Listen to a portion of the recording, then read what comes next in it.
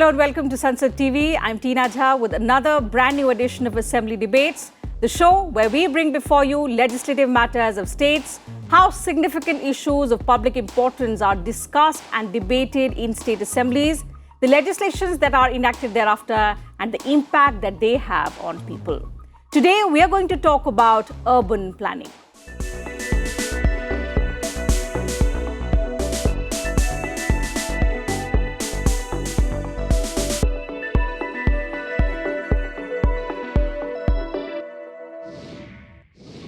India is the second largest urban system in the world, with almost 11% of the total global urban population living in Indian cities. In absolute numbers, the urban population in India is more than highly urbanized countries and regions across the globe. It is estimated that every minute, some 30 people are migrating to Indian cities from rural areas. And if the trend continues, the country's urban population is likely to reach 600 million by 2030. By 2050, it is estimated that more than 50% of our population will be living in cities. With increasing urbanization, there are also growing challenges.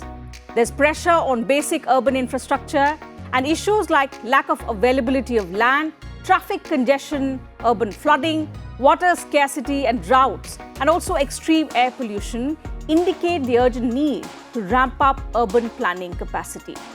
Efforts towards this are being made by the centre and the state governments to adequately meet these challenges in the urban sector. Most states have enacted Town and Country Planning Acts, which enable them to prepare and notify master plans for implementation. These acts provide a fundamental basis to transform cities, regions, and their character. These acts are revised from time to time, keeping in view the latest advancements in technology, urban and regional planning approaches, and also policies. The southern state of Kerala recently revised the Kerala Town and Country Planning Act of 2016, citing the need for better urban area planning. Hit by recurring natural calamities, the state wants to understand and withstand the impact of sudden and high-intensity floods and other natural disasters. In its most recent session in October, the Kerala Assembly passed the Kerala Town and Country Planning Amendment Bill 2021. Tabled by Minister for Local Self-Governments M.V. Govindan, the bill aims at bringing about wide-ranging amendments to the existing act, which was passed in 2016, after combining 3 acts related to town planning. The amended bill provides for state-level, district-level and local body-level spatial plans, in addition to the existing local body-level master plans. It will cut down the delay in preparation of the master plans of various local self-governments. Amendments incorporate clauses by which the state government can ask the district planning committee to clear the master plan in case of laxity by the local bodies. Further, special area plans will be prepared for ecologically fragile areas and heritage zones. ഈ പാവപ്പെട്ട ജനവിഭാഗങ്ങളുടെ ഏറ്റവും പ്രധാനമായിട്ട് തൊഴിലുറപ്പ് തൊഴിലാളികളുടെ In September this year, the Karnataka Assembly also passed the Karnataka Town and Country Planning Amendment Bill 2021. Law and Parliamentary Affairs Minister J.C. Madhuswamy introduced the bill in the House and said that it is intended to overcome ambiguity and inconsistency in the Town and Country Planning Act. Mentioning the objective of the bill, the minister said it will specify the Town and Country Planning Officer for carrying out the provisions of the Act for preparing the master plan in areas where local authority is declared as the planning authority. The amendment bill also aims to encourage speedy land acquisition for infrastructure works and to simplify the issuance of transferable development rights, which is called the TDR, for private property for such projects. Chief Minister Basavaraj Bommai said the government can either offer transferable development rights or compensation for land acquisition for public projects. If any beneficiary eligible for TDR has not received it for 5 years since land acquisition, he will receive TDR based on existing guidance value. ಈ ವಿಧೇಯಕದ ಮೂಲ ಉದ್ದೇಶ ಸರಿಯಾಗಿ planning ಆಗಬೇಕು, ನಗರ ಪ್ರದೇಶಗಳು ಅದರ ಬೆಳವಣಿಗೆ ಯೋಜನಾಬದ್ಧವಾಗಬೇಕು. ಈಗ ಹಲವಾರು ಪ್ರಸಂಗಗಳಲ್ಲಿ ನಾವು ನೋಡ್ತೀವಿ ಯೋಜನಾಬದ್ಧವಾಗಿ ಆಗ್ತಾ ಇಲ್ಲ.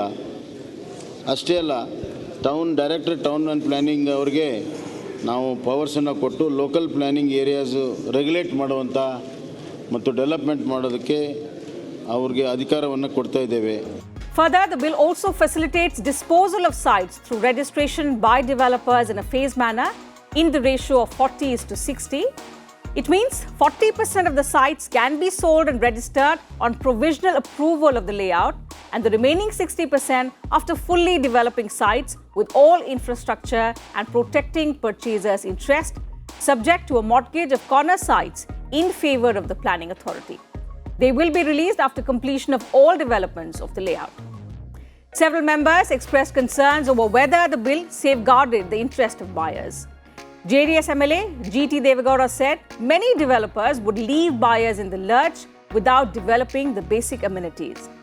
A.T. Ramaswamy pointed out that at least 5,000 layouts around Bengaluru were illegal. While BJP MLA Arvind Limbavali said TDR is a big racket in Bengaluru and caution should be taken to ensure that the amendment will not give more scope for it. In reply, the Chief Minister said all concerns will be addressed and an executive order will be issued, setting a time frame for plan approval and conversions. ಈ ವಿಧೇಯಕವನ್ನು ಏನು ಮಂಡಿಸಿದ್ದೀರಿ, ನಮಗೆ ತುಂಬ ಒಂದು 10 ವರ್ಷದಿಂದ ನಾವು ಈ ವ್ಯವಸ್ಥೆ ನೋಡ್ತಾ ಇದ್ದೀವಿ. ಮೂಡ ಪ್ರಾಧಿಕಾರದಲ್ಲಿ ಯಾರ್ಯಾರು ಲೇಔಟ್ ಮಾಡ್ತಿದ್ದಾರೆ ಸಂಪೂರ್ಣ ಅಭಿವೃದ್ಧಿ ಮಾಡಲ್ಲ. ಅಧ್ಯಕ್ಷರೇ, 40-60 ತಾವು ಮಾಡಿದ್ದೀರಿ. ನನ್ನ ಪ್ರಕಾರ 40ಕ್ಕೆ ಎಷ್ಟು ಅಭಿವೃದ್ಧಿ, ಏನೇನು ಅಭಿವೃದ್ಧಿಗಳಾಗಿರಬೇಕು, ಮತ್ತು 40 ಮಾಡಿ ಲಾಸ್ಟ್ಗೆ 20% ಇಟ್ಕೊಳ್ಳೋದು ತುಂಬ ಒಳ್ಳೆಯದು. ನೀವು ನೋಡಿ, ಸುತ್ತ ಸ್ಲಮ್ ಕ್ಲಿಯರ್ ಆಗ್ತಾಯಿದೆ, ನಗರ ಅಚ್ಚುಕಟ್ಟ ಬೆಳೀತಾ ಇಲ್ಲ, ಯೋಜನಾಬದ್ಧ ನಡೀತಾ ಇಲ್ಲ ಅನ್ನೋದಕ್ಕೆ ಇದೇ ಕಾರಣ. ನೋಡೋಕೆ UGD ಮಾಡಿರಲ್ಲ, ಸೆಪ್ಟಿಕ್ ಟ್ಯಾಂಕ್ ಎಲ್ಲೂ ಮಾಡಿರಲ್ಲ, ರಸ್ತೆಗಳು ಮಾಡಿರಲ್ಲ, ಕುಡಿಯೋ ನೀರು ಮಾಡಿರಲ್ಲ. ಈ ಥರ ಮಾಡಿ ಯೋಜನಾಬದ್ಧವಾಗಿ ನಗರ ವಿಸ್ತೀರ್ಣಗೊಳ್ತಾ ಇಲ್ಲ. ಮಾನ್ಯ ಮುಖ್ಯಮಂತ್ರಿಗಳು ಇಲ್ಲಿ ಪ್ರಸ್ತಾಪ ಮಾಡಿದರು. ವಿಶೇಷವಾಗಿ ಬೆಂಗಳೂರಲ್ಲಿ ಭಾಳ ದೊಡ್ಡ ಸಮಸ್ಯೆ. ಈಗ ಇವರು TDR ಕೊಡೋದ್ರ ಬಗ್ಗೆ ಇದರಲ್ಲಿ ಪ್ರಸ್ತಾಪ ಮಾಡಿದ್ದಾರೆ. ಬೆಂಗಳೂರಿನ ಪರಿಸ್ಥಿತಿ ಹೆಂಗಿದೆ ಅಂತ ಹೇಳಿದರೆ 6 ವರ್ಷ 10 ವರ್ಷ 20 ವರ್ಷ ಆದ್ರೂ TDRಗಳು ಇಶ್ಯೂ ಮಾಡಿಲ್ಲ. ಮತ್ತು ಇಷ್ಟೊಂದು ಗೊಂದಲ ಕ್ರಿಯೇಟ್ ಮಾಡಿಟ್ಟಿದ್ದಾರೆ ಆ ವ್ಯವಸ್ಥೆಯಲ್ಲಿ.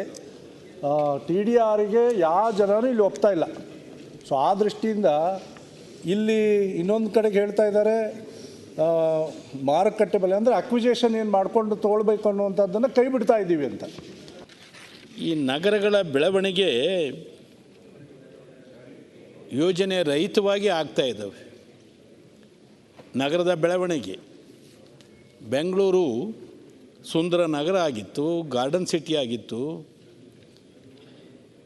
ಇವತ್ತೇನಿದೆ, ಬೆಂಗಳೂರು ಸುತ್ತಮುತ್ತ ಸುಮಾರು 5,000 ಅಕ್ರಮ ಬಡಾವಣೆಗಳು ನಿರ್ಮಾಣ ಆಗಿದ್ದಾವೆ. ಈ ಅಭಿವೃದ್ಧಿ ಪ್ರಾಧಿಕಾರಗಳು ಬರೀ ಅಭಿವೃದ್ಧಿ ಮಾಡೋದಲ್ಲ, ಅವು ನಿಯಂತ್ರಣ ಪ್ರಾಧಿಕಾರಗಳಾಗಿಯೂ ಕೂಡ ಕಾರ್ಯನಿರ್ವಹಿಸಬೇಕು. ರೆಗ್ಯುಲೇಟರಿ ಅಥಾರಿಟೀಸ್ ಅವು. ಯಾವ್ಯಾವ ಅನಧಿಕೃತ ಬಡಾವಣೆಗಳಿದ್ದಾವೆ ಅವರು CSIs ಬಿಡೋದಿಲ್ಲ, ಪಾರ್ಕ್ ಬಿಡೋದಿಲ್ಲ, ರಸ್ತೆ ಭಾಳ ಚಿಕ್ಕದಾಗಿ ಬಿಡ್ತಾರೆ. ಏನು ಮಾಡ್ತಿದ್ದಾರೆ ಈ ಡೆವಲಪ್ಮೆಂಟ್ ಅಥಾರಿಟೀಸು? ಅವ್ರ ಗಮನಕ್ಕೆ ಬಂದಿಲ್ವಾ? ಕೈಕಟ್ಟಿ ಹಾಕಿ ಕುಳ್ತಿದ್ದಾರೆ. ಈ ಬಗ್ಗೆ ಸ್ವಲ್ಪ ಗಮನ ಹರಿಸ್ತಾ ಇದ್ದರೆ ಮುಂದಿನ ದಿನಗಳಲ್ಲಿ ನರಕ ಸದೃಶವನ್ನು ತೋರಿಸ್ತಾರೆ. ಅದ್ರ ಬಗ್ಗೆ ದಯವಿಟ್ಟು ಗಮನ ಹರಿಸ್ಬೇಕು ಅಂತೇಳಿ ನಿಮ್ಮ ಮೂಲಕ ವಿನಂತಿ ಮಾಡ್ಕೊಳ್ತಾ ಇದ್ದೀನಿ.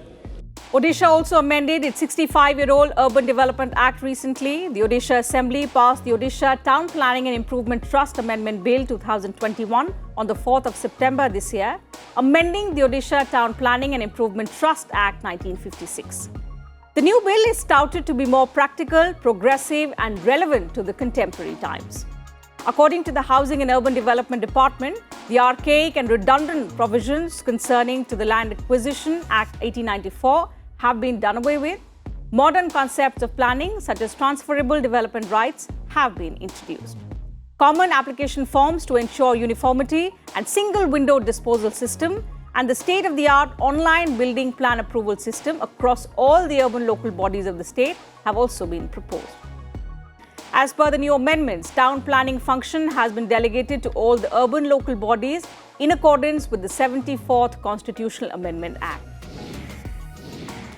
And up north, the Punjab Assembly passed the Punjab Regional and Town Planning Development Amendment Bill 2021 in March this year during its budget session. The bill amends the Punjab Regional and Town Planning and Development Act of 1995 which was enacted to make provision for better planning and regulating the development and use of land and for preparation and implementation of regional plans and the master plans. And a bill amending the Tamil Nadu Town and Country Planning Act 1971 to give effect to a decision to ease the process of preparation of detailed development plan was passed in the State Assembly back in September 2020. The legislation was intended to avoid delays in acquiring lands for government projects. So while some states have revised the Town and Country Planning Acts in recent months, National Capital Delhi released its Master Plan Draft 2041 in June this year.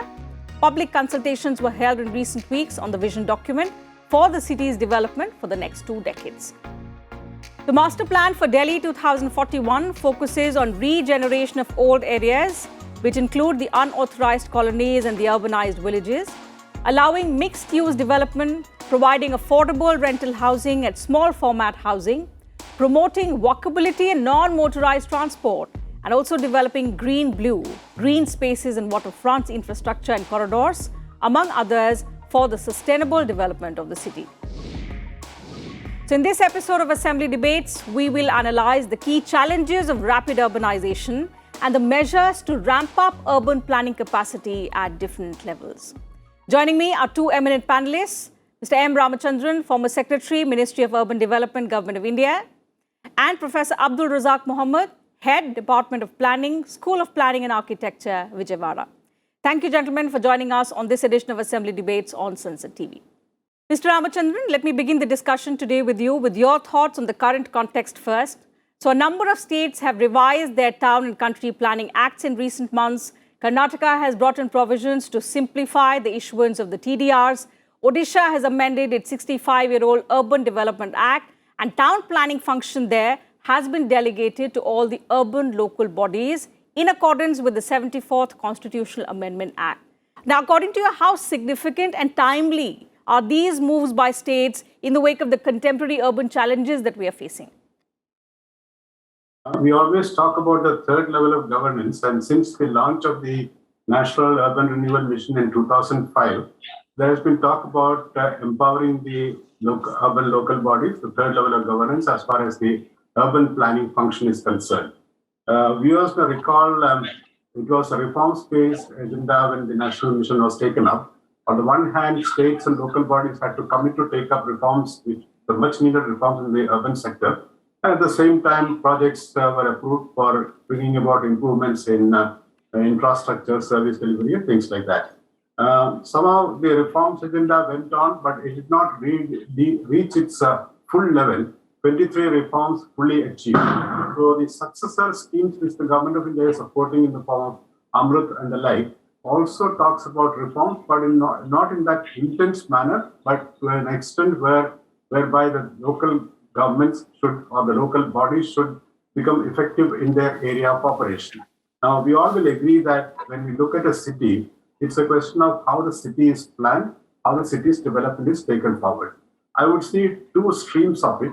One is the master planning process, whereby the city has a proper master plan and everyone goes according to that. The other is the developmental activities, some which would be taken up subsequent to the introduction of a master plan, like the metro comes in subsequently, that leads to changes. The TDR, which you referred to, that's a requirement. So it's all a question of how empowered the local bodies are to facilitate all these activities, and to what extent the state continues to control, and to what extent the state has given up or delegated these powers to the urban bodies. Now, in our country, we have extremes of examples. In the south, we have states like Kerala, where democratic decentralization was taken up much earlier, and much more has happened. We have some states in other parts of the country where we haven't reached even this level of at least delegating these powers to the local bodies. Very much remains to be done at the state level itself.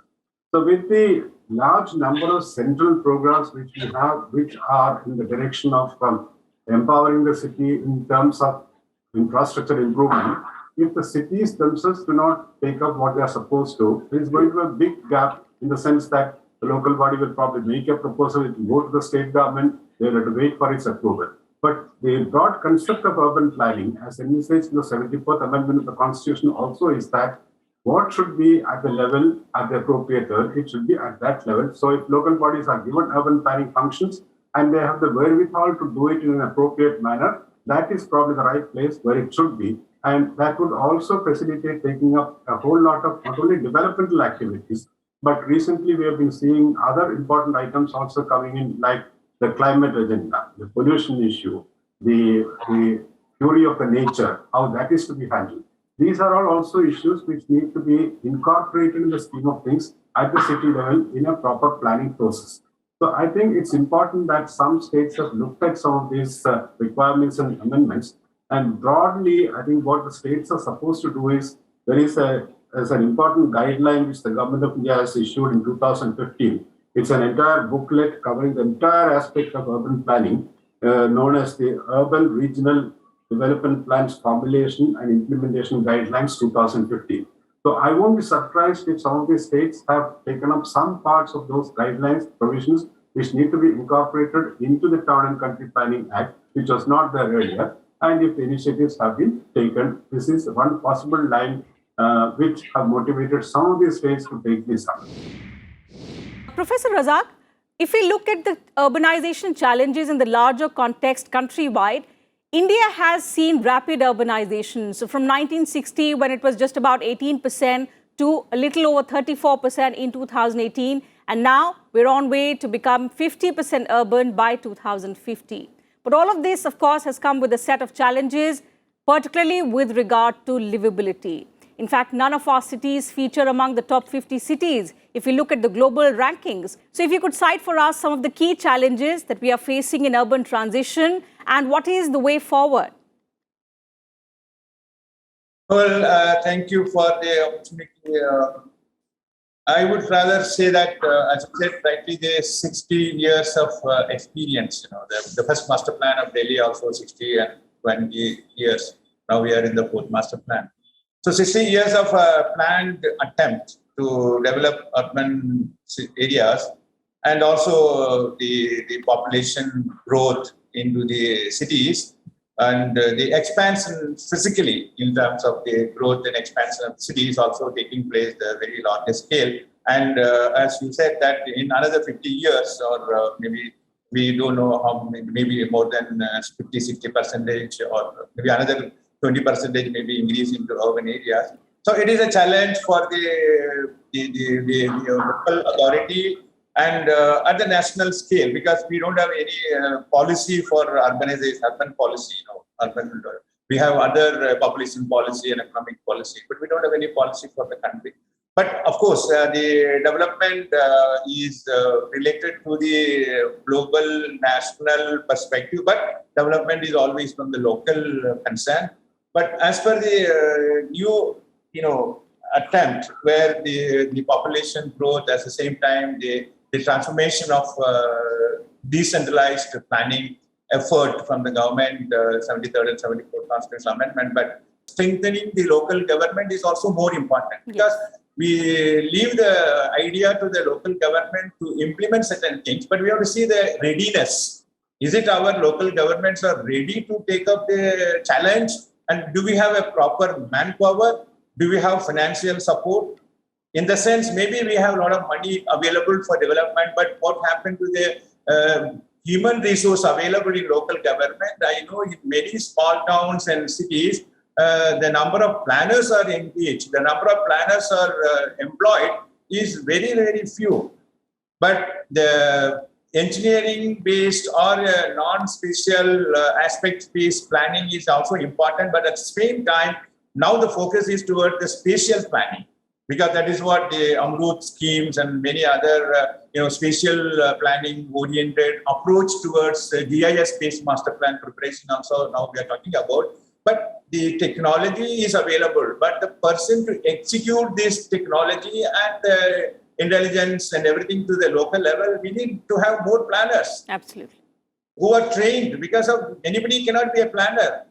They have to perform, an engineer can perform in engineering perspective. An economist can perform an economic perspective, sociologist. But a planner who undergo a master's degree for 2 years in specialization, their input is also required. But how many planners are employed in each state government? or in the development authorities, or do we have any municipal corporations and municipal authorities, or even at the rural level, village panchayats, we have any trained manpower in terms of the skilled person to execute, plan and execute and develop the local area, which is more important in terms of the professional capacity building we talk about internationally today. But capacity building should not be just like a training 1 or 2 days and then exposed to internet and tell them this e-governance and everything and then come back and do what? But we need to dedicated, skilled, trained, planners are required to do the planning and execution every activities in the local area, which is more important. Yes. So a host of challenges put forth by Professor Razak, Mr. Ramachandran, but from the perspective of economic growth, if we look at urbanization is very, very crucial for us. An Oxford Economics Global Cities report has estimated that 17 of the 20 fastest growing cities in the world between 2019 to 2035 will be from our country. And Indian cities are likely to contribute also to about 70% of India's GDP by just 2030. So all of this, of course, means that urban planning cannot be neglected anymore. So what is the solution? What are the kind of reforms that we are looking at in terms of managing these challenges that urbanization has brought forth? Yes, we are in the midst of contradictions. As you rightly mentioned, we have aspiring cities. We have cities which really want to move forward faster, but there are issues and there are problems which need to be addressed. Since I started with the master plan process, when we are aspirational, we should also take note of the fact that of the close to 8,000 urban settlements which we have, which includes census towns other than the notified towns, 65% do not have a master plan. So that is the starting point for a city to be developing properly according to a given arrangement. The master plan itself is lacking. There, what Dr. Razak referred to, the shortage of planners. And the NITI Aayog has recently come out after a detailed study about detailing the requirement of planners for our country so that that task can be undertaken easily. It's also a question of how much of importance the states attach to preparation of these master plans. So these are issues on the one hand. On the other is, as rightly mentioned, capacity creation at the local body level. This is something which we have been attempting over a period of time. One is the empowering of local bodies, but along with empowerment of local bodies, how do we create capacity so that they have the right type of professional to address the issues which we have to face in modern days. Now, gone are the days when one single engineer in a small local body could address all issues relating to water, sewage, waste management, etc., etc. Yes. Today, it's a specialized area. Urban transport is a specialized area. Resource generation is a specialized area. We have to think in terms of public-private participation in more areas because government itself cannot find all the resources. The local bodies themselves cannot find resources because people do not like more taxation. Service delivery is important. Some good steps have been taken. Swachh Bharat is a major initiative. And the Jal Jeevan Mission Urban is another important initiative. Housing for all is another initiative. These are the fundamentals which should have been, in my view, addressed long back, but we are addressing the fundamentals now. Now, beyond the fundamentals, like availability of water, reducing wastage of water, and ensuring that water is available to each and every household, be it located nearby or far away.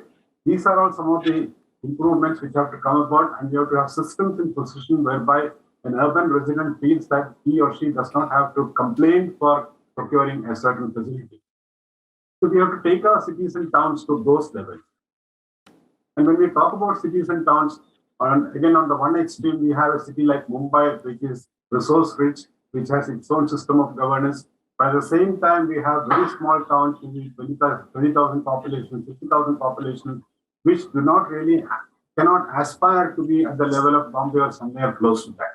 So how do we help those small towns also to come up? That's where the process of the center and the states working together and first ensuring the basic services and then going beyond that. Today, it's a technology era. Many things can be done by using technologies, digitalization and things like that, which could be done. But in how many cities or towns can people say that I can get my birth certificate without any hassle, or I can get the approval for my construction plan without any hassle? So those issues remain. The point I'm coming back to is we have to draw a line as to what extent we should be empowering the local bodies and to what extent they should be performing and delivering. It cannot be a one-way process that empowerment happens, but then the delivery is not there. So the citizen should feel, the urban resident should feel happy and satisfied that he or she, what he expects is available, and one should be able to think beyond that. Absolutely. Cities like New York exist in an entirely different manner. It's a digital society, everything is digital, and there, in such cities, one does not have to think about whether water will be available for 8 hours or 12 hours, or whether there is an issue, have we provided for the future, whether waste will get collected. All these things start happening. So that's the level we have to take our cities to, irrespective of where they are located. So these discrepancies or differences exist. There are programs which assist the states in bringing about these changes, but along with the central programs, the states also focus on these fundamentals rather than ignoring some of the urban issues, saying that urban somehow will continue to exist. That is the focus required so that you are futuristic.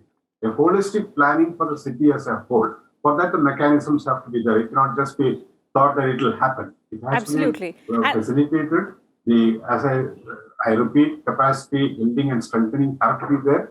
We have to professionalize the municipal services, and there have to be enough support required from whichever either wing of government or other organizations. They should be able to raise resources. So that is the type of change which has to come about, and it has to happen fast, because we cannot have a system where 10 cities or 100 cities or the 400 plus, 1 lakh plus population cities move fast and the rest can take their own time. So that is the type of thinking and planning we have to bring about, and that is the process which we have to adopt, whereby compared to the pace at which we were developing our cities in the past, we have to move to a pace which is faster and which is meaningful for the urban resident. So time allows me to take up only that much on the discussion today. Thank you, gentlemen, for joining me on this edition of Assembly Debates and putting forth your perspective before us and our viewers. Pleasure having you on the program. So that's it from us on this edition of Assembly Debates. Thank you once again for joining us on the program. See you again next time. Thank you very much.